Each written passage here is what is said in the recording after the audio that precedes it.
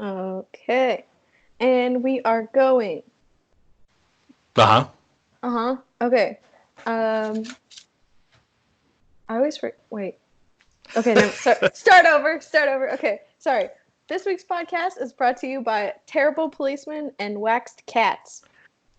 This week's podcast is also brought to you by Virtual Fire and Vanessa Hudgens. I'm your host, Madison, And I'm your other host, Jesse James. and I Uh, cannot wait to discuss the movie that we briefly talked about last week. It's called The Night Before Christmas, yeah. Yep. It's a but good it's one. night with a K because it's night. I think last year they had another switch on we should be referring to them as Knights again. Apparently that is how they used to say it, I guess. I would prefer that, to be honest. Yeah. I think that would go very well with this particular movie if everyone would say "Knight." I also that was included in everybody should probably be saying knife, and I also approve of that. Oh, that would be good. All right. Okay. So Well, should what we begin by discussing the movie? what was your favorite thing about the movie? All right. So, The looking over my notes. is there anything you think the movie did well? I mean, it was entertaining. Uh, Uh it was a feel good movie, even if it was also a feel kind of yeah. movie. Yeah. um, I don't think they did anything particularly well. I wouldn't say the acting was amazing, and I also would not say the costuming was amazing, which is disappointing Yeah. because The Knights. the Knights gloves that they focus on for a minute towards the end Oh my are god. are not the best. they they look like Bender's hands from Futurama. They don't Yeah. look like gloves that you could Uh, wear. I also want to give a shout out to the thirsty girl who lives next door, who shows up twice in the whole movie. Once is to indicate that she might be a villain-ish sort of Yeah. character, and then once to make sure that you know that she isn't, and that's it. She never shows up again. I think she deserves her own movie. And also I think that Vanessa Hudgens is a jealous bitch. Yeah, it definitely Who is seems like holding it. on to a lot of grudges from high school. Like literally, she says, "I this girl was from my high school, and I hated her." Well, also, it seems pretty petty for somebody who lives in like what may as well be a castle of a house. Like Right. the house that she has is pretty ridiculous for like living pretty much alone. Yeah, I think the way they explain that is saying that she's like living in her parents' old house, right? And her Uh-huh. parents had just died recently. Yeah. But And like she seems to be doing fine. yeah, she's yeah, they do that really weirdly because the only time she's really um emotional about it is like when he opens a box and she's like, "Oh no, not my parents' box." Yeah. And I feel like she goes from emotional to horny like very Mhm. quickly in any scene where she's emotional, which is sort Yeah. of a Hallmark movie staple, I guess. Yeah. Yes. And also one thing that I thought was immediately hilarious, like in the first 10 minutes of the movie, um, this is such a bad example of what to do if you hit someone with your car. Oh yeah. I guess I should explain that they Well, why so don't you explain the movie leading up synopsis. to the car? Okay. Because I feel like that colors a lot of this journey. Right. Okay. So, like, just to get this out of the way, yes, it is time travel that happens in this movie. That is correct. It starts in medieval times, and this dude, they're on some sort of hunt for something. I don't actually, what do they call it? There's like a Oh, yeah. I forget what they're hunting, but what they're mostly doing is going through the woods to get back to, is right. it his brother or his cousin? I think it's his brother. Okay, yeah, his brother's uh, knight coronation. Right, yeah. Right. So he's like traipsing through the woods on his horse and comes across an old crone. An old crone that looks like she works at the downtown Gap. I was gonna say the old crone has hair that honestly I'm pretty envious of, like Yeah. the perfect wave, and a shade of gray that I've spent many months trying to achieve on my hair, so that it hasn't happened. Oh my god. Okay. The unofficial third member of the podcast, Evan, has just emerged from the bathroom with a mustache, so I guess that's my life now. Oh, good. That's an important time in every beard grower's life. Yeah. Uh, He just flashed his mustache at me and then left. if if he goes as bad as I did for a while, he will also have mutton chops at some point. Oh, good. Something to look forward to. Then you can deal with that. Oh, God. Okay, so yeah, he meets an old crone, and then I did not catch their interaction at all. It was really odd and weird. I think they have like a 30-second conversation, and she's got this like sparkly medallion and he's like, how do I become a true knight? And she's like, you gotta follow your heart, and I'm gonna zap you into another time so you can follow Yeah, your heart. she says that he's like a good person essentially, and then says that she'll give him the quest to become a true knight. Mm. And he accepts the quest without knowing what it is, and then the quest is time travel Yeah. slash And a witch's hookup, I guess. and but also like what constitutes a true knight? Like you already got knighted, so what is this extra bit that you have to do to like become an extra knight or like a better knight? I think it's banging. I guess so. I think that's the only point. But yeah, Yeah, so nothing about being a knight seems like what that is, unless being a knight means becoming a modern day cop. Spoilers. Hey. oh yeah, spoiler alert, he becomes a cop. uh, um, so yeah, he basically time travels to it present day. Is it 2019? I think it is. Yeah, sure. It's Yeah. it's present day if none of the political problems existed. It's Yeah, just sort of everyone like, seems in a pretty good mood, like too yeah. good of a mood.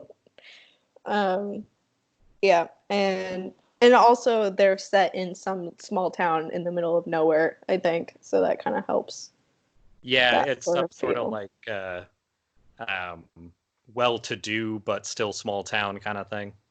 Where the They policeman they end knows up your in name. Harvest Moon essentially. Yeah. Um so he time travels and they get into a situation where she hits him with her car. Um, and then a policeman shows up, and the guy is a knight, and so they're like, obviously he has brain damage or something. Yeah. They think So he came from like a carnival, I think. yeah, and getting hit by the car made him think that he was actually a knight. So they go back, or they go to the hospital, and then he still thinks he's a knight after getting checked out, and he's like, "Oh, I'll go sleep under a tree for the night." And then Vanessa Also, Hudgens. Vanessa Hudgens goes to the hospital with him, Yeah, which is all that's like totally bad normal. idea number one It's of totally the fine. long list of bad ideas. Yeah. Yeah, so he gets checked out and he's like fine, but he's like going to sleep under a tree and Vanessa Hudgens is like, "No, come stay at my house, strange man who thinks you're a knight." And the policeman is like, "No, don't do it." And she's like, "Fuck you." And he's like, "Okay." Yeah, uh, bad idea number two. um yeah, and I love that the sister, the older sister, that couple, by the way, his name is Madison and Evan. Yeah, I know. I caught that. I was wondering if that was going to be a thing for you or not. I just noticed it and I was like, yay. But the sister in like the next scene is like, are you sure this is a good idea to have a man in your guest house while you're like a single lady living by yourself? And she's like, I'm a teacher. I know things. Also, doesn't the sister immediately switch to like, and what a man? Yeah, she's like, it's okay because he's hot. And also, I really don't agree with that assessment. No, no, he seems like somebody who would be doing probably like catalog underwear modeling, but that's about it. Yeah. I think the shaggy kind of high school guy haircut helps with that sort of Yeah, aura. it's also sort of a rough ask for like this is a knight, so he has a pseudo bowl cut kind of thing. Yeah. Yeah. So yeah, that was my first note about this movie is that the policemen in this movie are idiots Yeah, and bad. Um, but so is Vanessa Hudgens. So yeah. who, while I was watching this movie, came out on Twitter and was like, Woody Allen seems like a cool guy. Oh boy. So Yeah, that's fun. cool. Ah, that's rough. We It just really, had a last night at some point I was yelling out of the window Roman Polanski did nothing wrong, as a joke, but God, I hope the um the circumstances were a similar piece of news. I forget what it was though. But yeah, I I guess I hope she does work with him. I don't know. Like I mean, I guess do it. Do it. I don't. Yeah, I don't have anything else about that. That was as just a fun thing.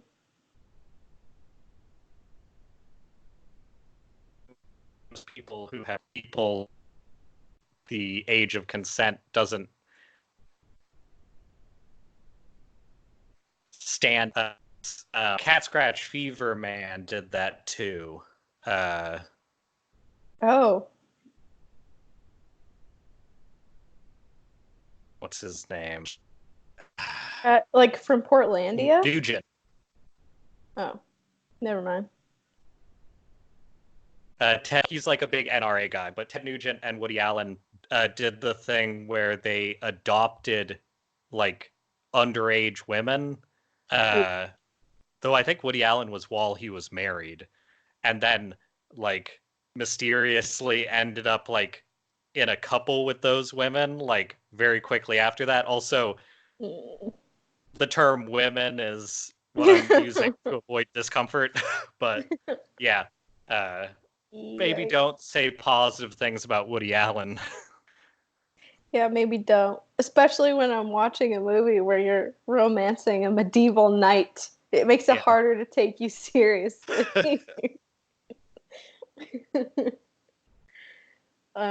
Okay. Well, okay, from there, like what happens? Or of note to talk about, I suppose. I wrote uh, down.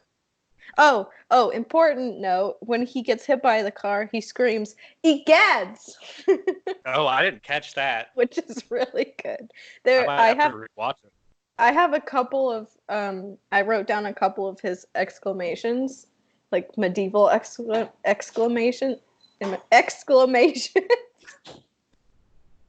That are one of which I'm pretty sure is not accurate.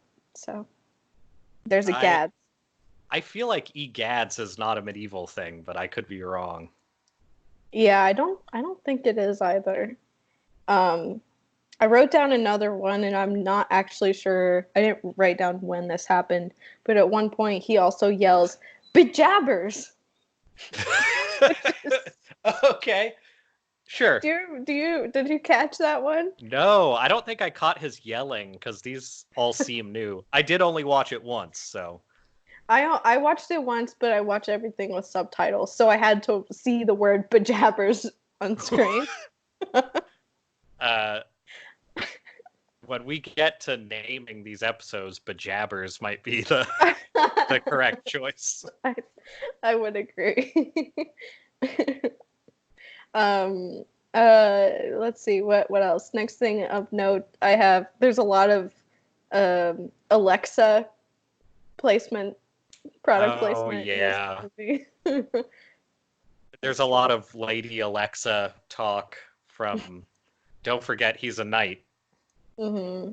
And then my favorite thing, or one of my favorite things in the movie happens where he gets mad at it and he puts it in the freezer, which honestly is where I think every Alexa should go. Yeah, that would be all right. Or the dumpster. One of the two. Yeah. Oh. Let's see. Do you have any other notes? I don't have a lot of actual notes, but I have a lot of feelings about this movie. Oh yeah. I feel like the characterization of the main character, the female lead, the Vanessa Hudgens character, is super weird because, like a lot of these movies, she becomes very in love all of a sudden. Mm-hmm. But it seems like they try to play it off like it was the whole movie, but at the beginning the only way to describe her actions is that she was like super into this guy as soon as she hit him with her car, but that's not how they shoot or act the movie. So it is weird. I might be mixing this up with one of the other like 9 horrible Christmas movies I watched, but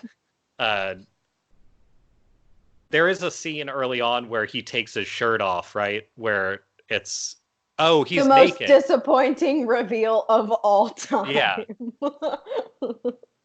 He like comes out of the shower and he's fully naked, right? Yeah.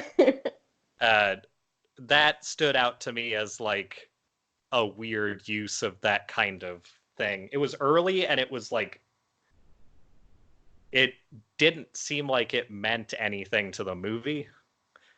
Yeah. Yeah. And that was just basically like, hey, sex? It's a thing. Remember, it's not all time travel here.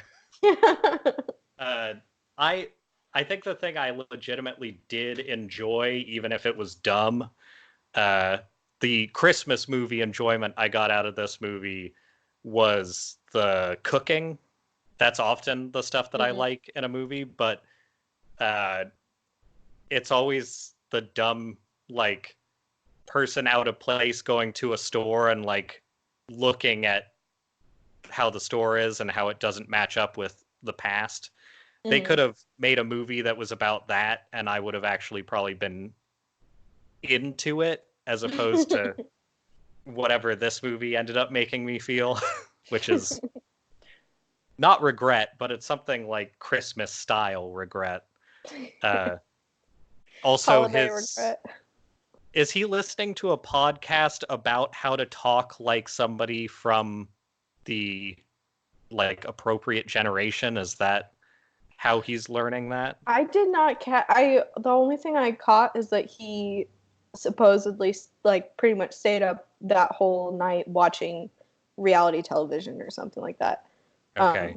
And so from doing that, he picked up a couple of really awesome phrases, which I didn't write down, but were very good. Yeah, you shouldn't have. It sounded like he read an article written in like a boomer publication about how millennials talk, and that was what he was using. But he like changes to his normal voice to do it, like the actor's normal voice, which there was a lot of problems with the way they did that.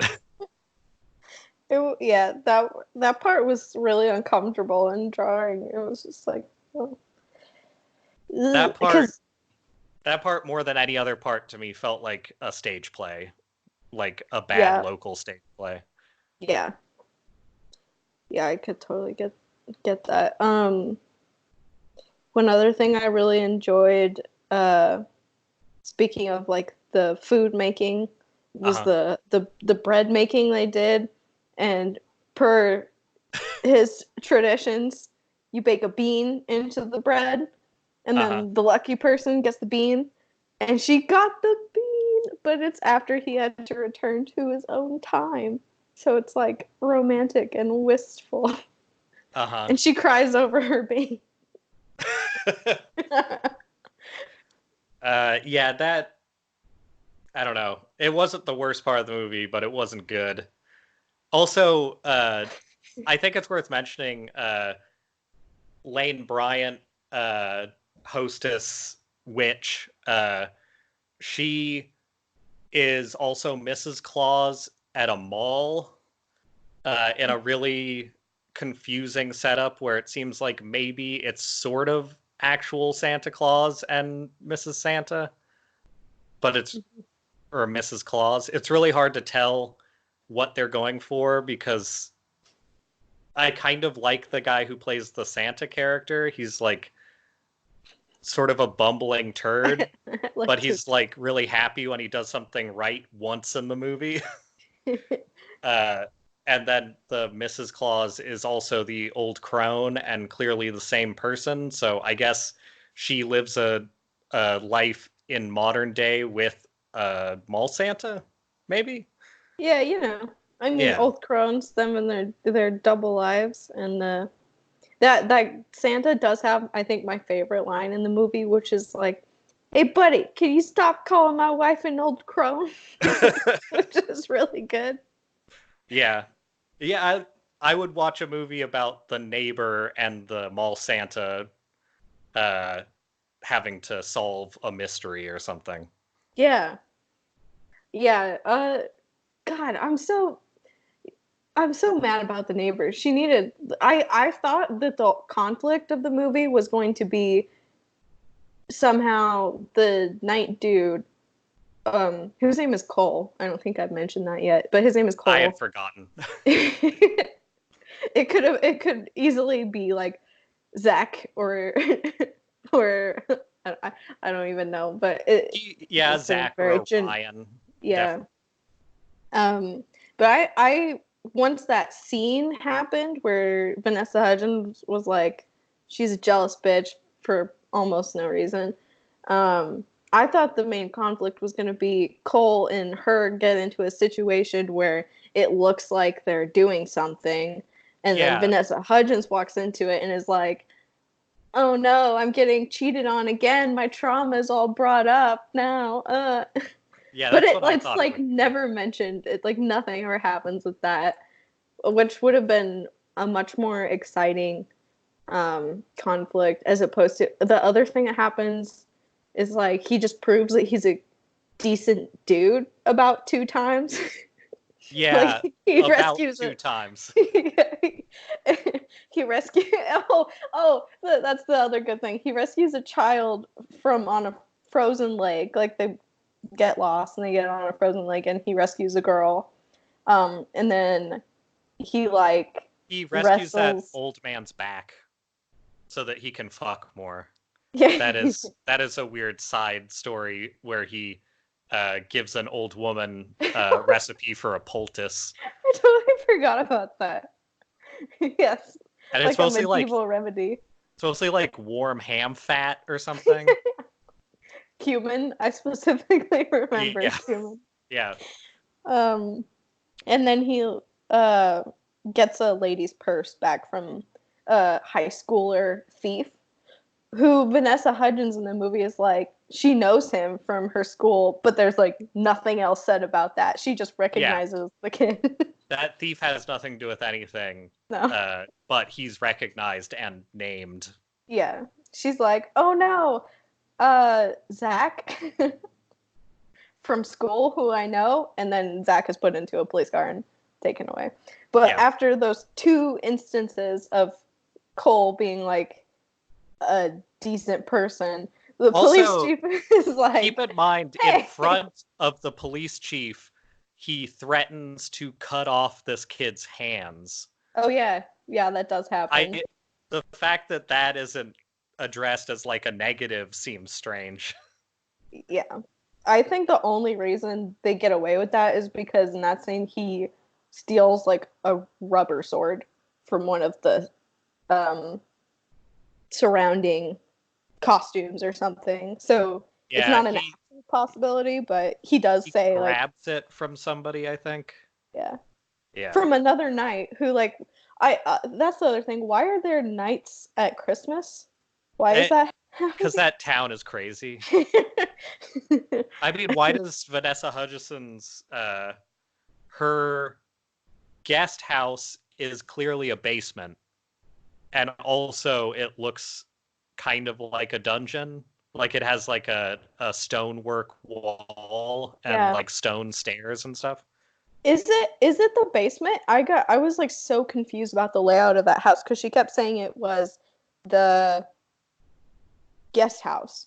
And then Yeah, that's what I there's thought the too. scene where she walks from like outside to another house. But then yeah, it looks like a basement. Yeah, So it's like the only entrances are from a staircase down into it, and mm. it is like all stonework. It doesn't make a lot of sense. I don't think it matters, but it's probably like a set from a different movie that they put modern furniture in or something. Yeah, I think you're probably right. Um I wrote down I don't know who says this line. I'm guessing it's the red-haired jealous bitch lady. Someone really really did their work to write this line into the movie, and it's Uh-huh. you really are a renaissance man, aren't you? Yeah, I think it is her. That sucks. I think I screamed at the television when that happened. I was really mad about that. I But feel like this movie was written in like a weekend. It's pretty bad. what what makes me feel bad is like watching this and knowing Vanessa Hudgens did better acting in all of the High School Musicals. Yeah. I would confidently say those are all far more entertaining and they make way more fucking sense without even like let's pretend they didn't even time travel. We'll take that out. It still just doesn't make any fucking sense. But It's weird that she is in all of these movies now. Like yeah. it's odd to get typecast into the romantic interest in bad movies role. She's done really she's had such a weird like career trajectory cuz I feel like I haven't seen her in a lot of things and you'd think that after High School Musical she would have done a lot, but I Uh, yeah, but a lot of those Disney uh like probably 15 to like 20-year-olds disappear for like a decade and then come back, I feel like. yeah. I mean Or that's probably what's happening. they just go somewhere that's not very visible and then sort of come back somehow. Yeah. Even like the Britney Spears thing, even that where she like got real big, disappeared, and then like came back in a really strange Madonna esque wanna be kind of way. Yeah. Yeah, I mean, maybe this is the renaissance of Vanessa I can't condone that. It's incredibly appropriate that when you made that face at me, the screen froze in that position for like 5 seconds. It did. That's rough. Uh, yeah. Um. Do you have a lag hmm, switch over there that you're toggling for effect? I wish. Are you playing devious matches of Street Fighter 4 over there? Oh, of course, as Yeah, don't always. don't worry about that reference. It's dumb. Uh, well, I gotta grab something. Why don't you tell everybody about why you didn't watch A Christmas Prince Royal Wedding, and I'll be back in like 10 seconds. Okay. Um, I did not watch that A Christmas Prince Royal Wedding because I think when you texted me about it, it was later-ish, and also I got drunk because I think it was um, not Halloween, Thanksgiving. I think it was Thanksgiving, and I was working on about 2 or 3 bottles of unfinished wine, so that took some priority. Hey, you're back. Oh, uh-oh, I just found something under my chair though. Uh oh. Oh no. Oh, it's a pop secret. Uh, Thank God. so I'm sure you had a lot of really good reasons for you're not watching that movie, but that's done now. Yep. And now is the time for a pop secret in which my pops did something secret that he told me way later in life for some reason. So this story is actually one of the earliest ones that I got, in which I have never seen my dad ride a bike. Uh, I've seen him rollerblade a lot, which is funny to watch. But he was rollerblading to keep in shape for his job that he had that will be a later pop secret many times, I'm sure. Um, so in this story, I believe he was 15. Okay. He might have been 14. This is before the last pop secret story of him busting out of seminary school. And so he used to ride through an area next to Bellingham. I think it was by the train tracks. And it was like an elevated area that had like an embankment.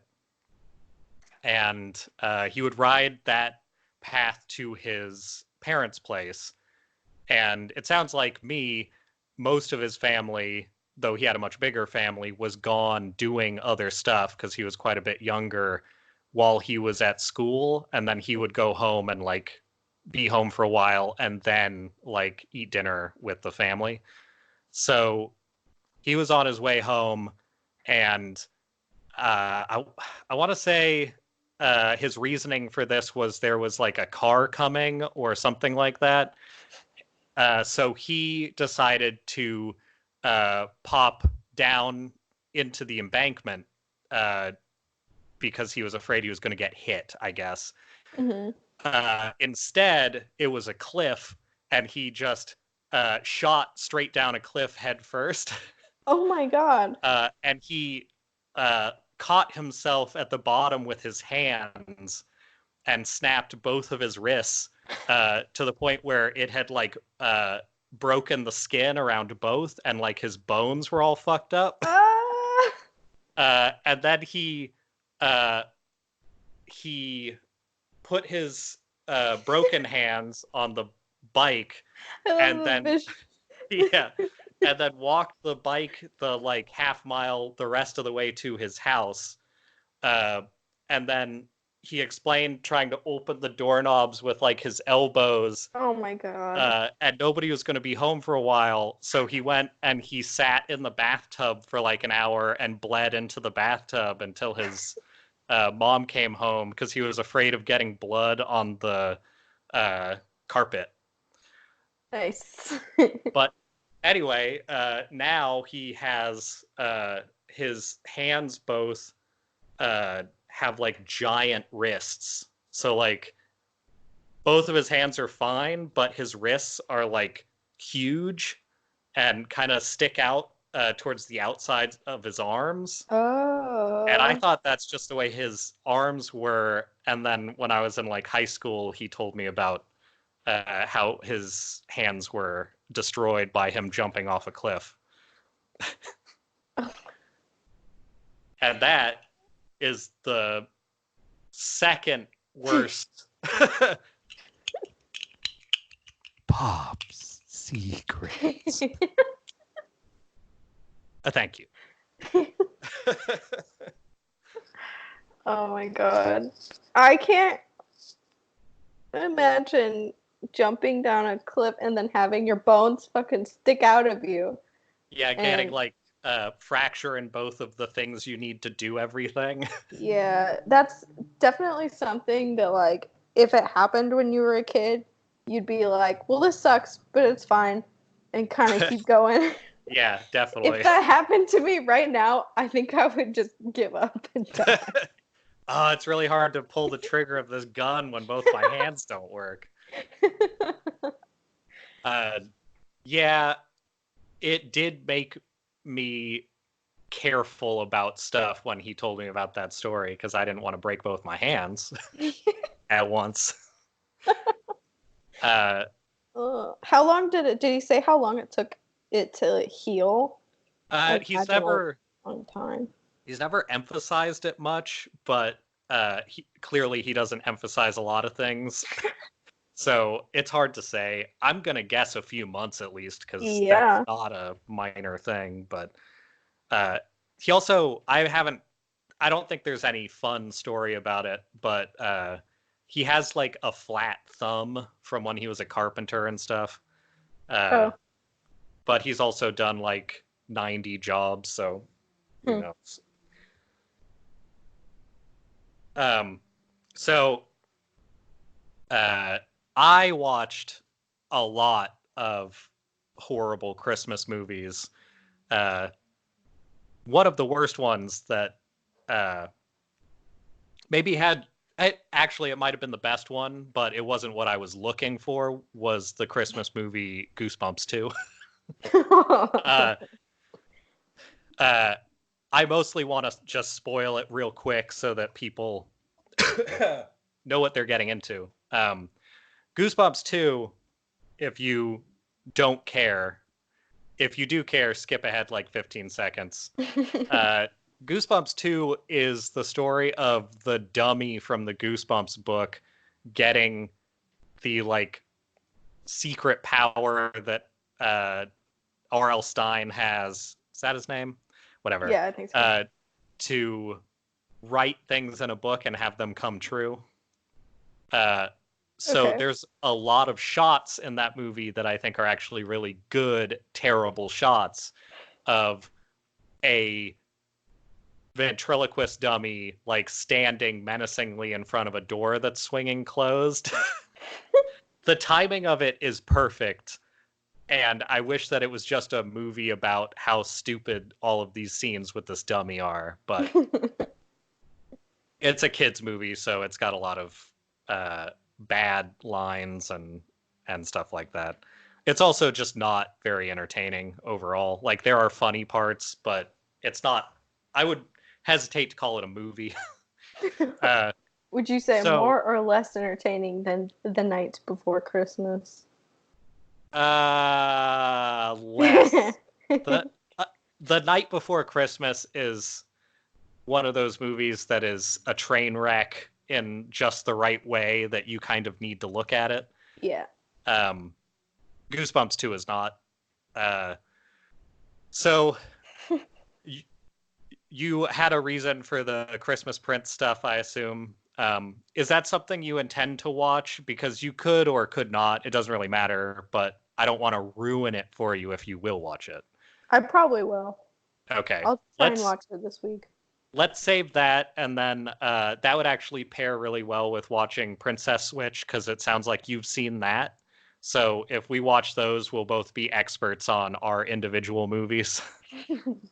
uh, A Christmas Prince Royal Wedding is uh, problematic in a lot of ways that are kind of fun to look at. I expect the same from The Princess Switch, another Vanessa Hudgens movie. I mean, honestly, I think we should just make a Vanessa Hudgens marathon out of this. That's just my Yeah. opinion. Also, because the only other film that comes to mind is what's the one where the main character's name is Baby Doll? Sucker Oh, Punch. is she in that? Yeah, she is. She's Who is she Blondie. in that? Oh, weird. I saw Right? that. She's had such a weird career trajectory. I saw that movie forever ago, like when it was out, and it was bad then. Mhm. Like that was the movie that I thought about when they said, "Hey, all these comic book movies are going to be made by the guy who brought you Sucker Punch." And my first thought was like, "No, Oh thank no. you." And then it turned out they were really bad movies too. Yeah. Uh-huh. Well, I don't want to Well, watch Sucker Punch.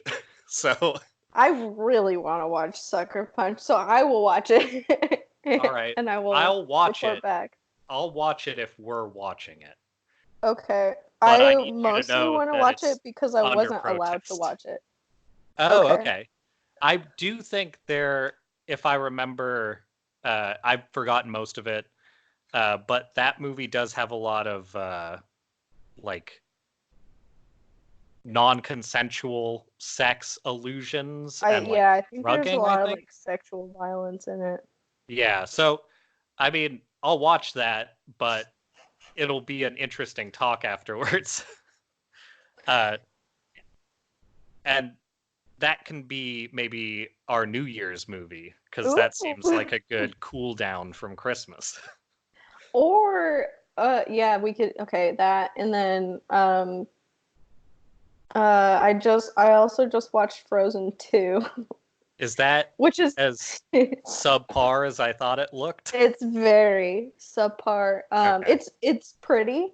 It's like animation wise entertaining to watch, and it's really beautiful, but doesn't have any of the catchiness of like the first movie. Like there's Okay. no anthem song that your kids are gonna sing for like 5 years. Yeah. Um, I didn't like that song, so I'm fine with that.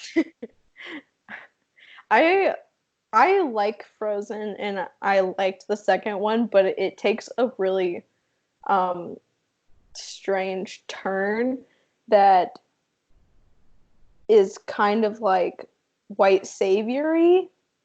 Yeah, it kind of felt like they were doing a weird, like, you remember last time, well, this time we're doing traditional Disney kind of thing, which is weird. Though I'll say that whole series is strange because like the fandom around it is very like incest driven, and the amount of weird shit that came out of Frozen on the internet is, I think, indicative of the death of humanity. So Oh yeah. there's a lot of outside feelings on that stuff. I'm not familiar with too much of like that side of it. I think the first thing that comes to mind when I think Frozen is how badly everybody wanted Elsa to be gay or Yeah, asexual or something, and thinking that Disney was actually going to give them an openly gay person. right. In the second one, they still make an effort to like she does not have any sort of romantic interest. So I think they're probably doing that just to appease some people Yeah, it's kind of and like leave it open. the thing that I thought was not bad, but every like gay person I've talked to has been like, "Fuck this."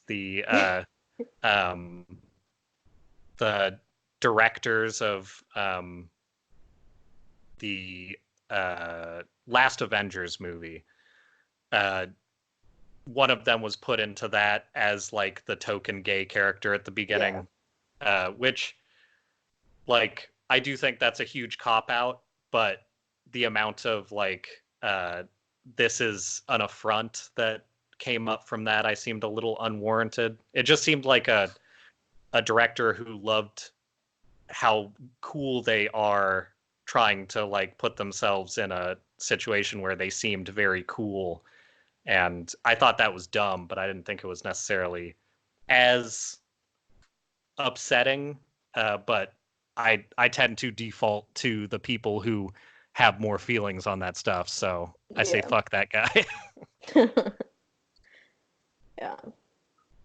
But yeah, that's my little Frozen corner for the day. I downloaded it from the Pirate Bay the day it came out. Oh, and nice.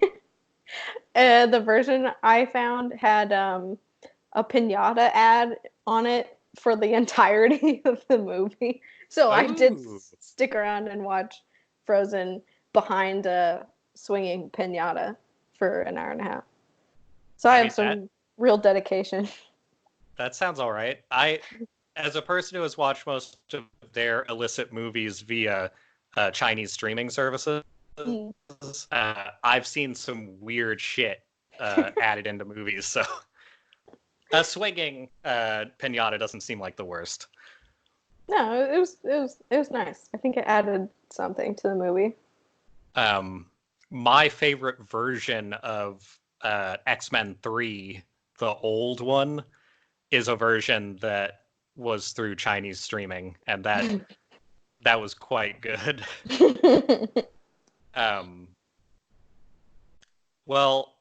So I'm going to run down some of these movies real quick because I want you to know a little bit of these movies you won't watch and the experience. Okay. So that one I sent you the clip of, that one's called Naughty and Nice. And actually, why don't you read the description of that real quick? Because I know you have it. All right. Naughty and Nice. 2014 film. When a cynical Los Angeles DJ is exiled to a quaint mountain town for the holiday season, the small town charm and holiday cheer, not to mention his pretty new co-host, begin to melt his icy demeanor. That cynical LA DJ is just a guy in a trilby with like a shitty t-shirt on in a like winter. If you've ever been to Leavenworth in Washington, that's more or less the style of town they live in, but like a little more residential. And cool. I'm gonna see if I can get the audio. There will be some screaming from the crowd towards the end of this, but I do want to play this clip so that people know how bad the speech in this movie is. Worse. What? So that tree over there, it's not the only thing I cut down with the chainsaw today. What is it with men and power tools? You guys like turn into little boys. Little boys that can't stop thinking about little girls.